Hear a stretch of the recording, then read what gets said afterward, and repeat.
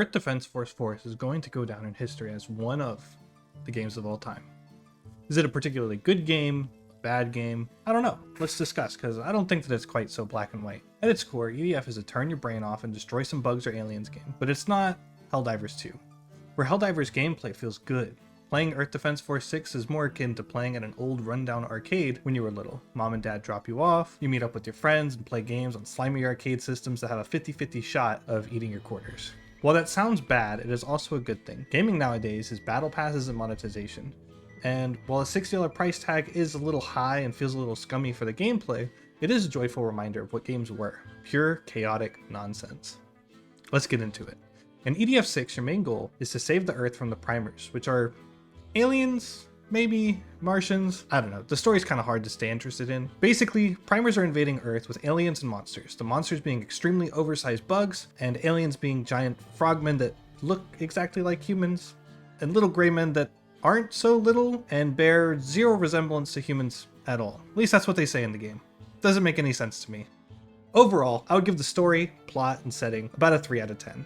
It's B-list movie enough that it's funny at times, but most of the times you are sitting there questioning if it's bad writing or poor translation.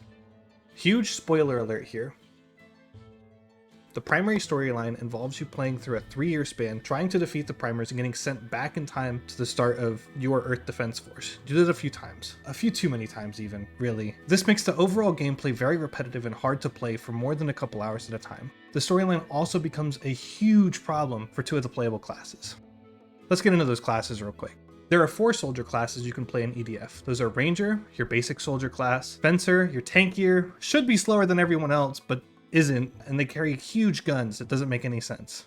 Wing Diver, your fast-paced, flying, high damage, low HP, blast everything glass cannon. And the forgotten, unloved middle child, Drone Wizard, or Air Raider, I guess, if you played the other games. Oh yeah, and don't forget to like and subscribe, or I will eat your left femur. Thanks!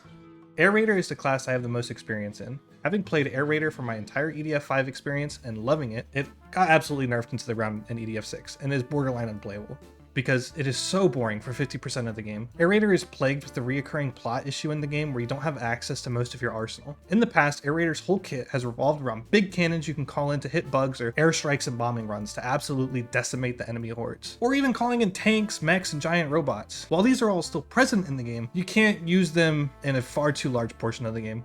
Instead, they added gun drones, which act very similarly to the cannons and airstrikes, but on a very small scale. They're cool for the first 5 minutes and then die off because it doesn't have the same oomph to it as the Phobos bombing runs, which are also nerfed by doubling or tripling the point requirement to call in to account for the new drones. Tack all of that on top of the atrocious mobility Air Raider has, and you easily have the worst class. The highs of Air Raider are real high, but the lows are so low it's almost not even worth it. One positive change with Air Raider was that they now have a support slot they can use, which has your bunkers, life fenders, and defense drones. Next up is Ranger, which I admit I had little experience with. However, my brother, who I played through the game with, only played Ranger for the entire experience and said it was very similar to Air Raider, but very much improved in many ways. The mobility of Ranger is similar to Air Raider, except you get a sprint, which is very helpful for making your way around the maps. Rangers also get access to generic soldier weapons like assault rifles, snipers that you have to make sure the accuracy is right because, my god, sometimes is it awful. Aiming at his head? Oh, I hit him in the crotch. Nope. Hey, look, I'm aiming at his head. Nope. Nope. I'm aiming at his head. Nope. Hit him. Aimed at his head, went into the moon. Aimed at his head, also went into the moon. Shotguns, missile and rocket launchers, and a few others. Similarly to Air Raider, you get a grenade slot now. You also have access to either vehicle or passive suit upgrades. These vehicles include tanks, extremely hard to control helicopters, on keyboard and mouse at least, and the most useless vehicles I've ever seen in any video game, the motorcycles. Defend the city! Let's go! Ow! Drive out the invaders! You know the rules. Well, I said one more time. Defend the city! Why the fuck did you do that? You were shooting the wall and you walked in front! I beg to differ. Drive out the invaders! Oh, okay. You know the rules. No fucking way. Like, I wanted to showcase how fucking bad they are, But I literally had it for 2 seconds. And it was already done. It already gave up. That shit is so bad. Hey, you want to restart? Well, a lot of Rangers equipment sounds not great. It's miles better than Air Raider was for me. Fencer is another one I didn't get to play as much of yet, but from what I've seen, it is still a really solid class. A lot of people say it's the best class to play because it has high mobility and high HP, with some weapons that are crazy powerful. One is a literal nuke that you fire and requires a second player to be playing Air Raider and use a guide laser to aim it. Interesting enough, every other class gets a new support grenade slot, and Fencer is still the same as previous games, but hey, if it ain't broke, don't fix it, I suppose.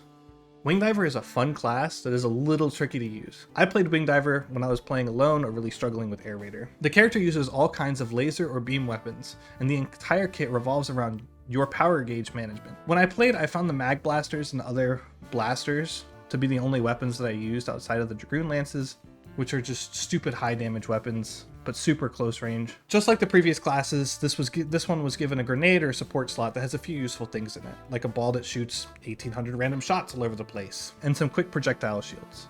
But ultimately, my favorite was a Pulsar Spear, which is literally just a beam that shoots out and does massive damage extremely quickly, and has a super low cooldown. Wing Diver was a fun experience and definitely my favorite to play in this EDF. The only downside is that they start with less HP than the others and gain HP slower than other classes, but it's well worth it. Ultimately, as someone who bought 3 copies of this game so that I could have other people to play it with, I don't regret it. I got a solid 60 hours out of it as of yet, and I'm still playing it a few hours every other day, progressing through the game on the Inferno difficulty now. In what's felt like a gaming drought, it has been good for me, and I've been enjoying it quite extensively, all things considered.